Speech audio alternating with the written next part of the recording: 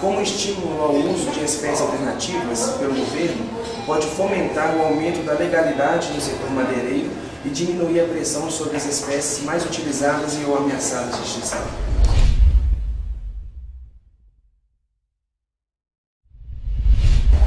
Nós temos dois aspectos nessa sua pergunta.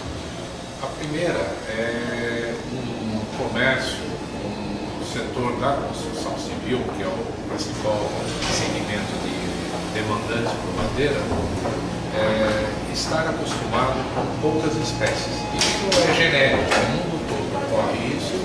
E em São Paulo, nos estados da região sul e sudeste, houve um predomínio durante anos de peroba rosa e pinho do Paraná.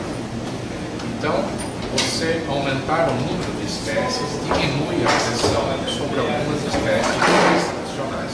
Então, realmente é bastante positivo. Do outro lado, pelo lado da oferta, nós temos a floresta tropical amazônica muito rica de espécies. Numa área de 1 hectare, ou seja, 10 mil metros quadrados, você encontra mais de 100 espécies de madeira de diferentes densidades. Então, a densidade, o peso da madeira, ele determina as propriedades da madeira. Então, na Amazônia, você tem muitas espécies e muitas espécies diferentes, com densidades muito diferentes.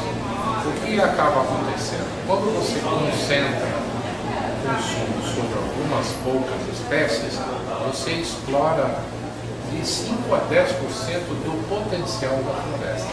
Portanto, se você aumentar o número de espécies, você poderia retirar um volume maior, comercializar madeiras que hoje são alvejadas na floresta. No entanto, tudo isso tem que ser feito de acordo com um plano de manejo para a exploração sustentável. Resumindo, então, aumentando o número de espécies utilizadas, você atende melhor o mercado e facilita a vida do produtor.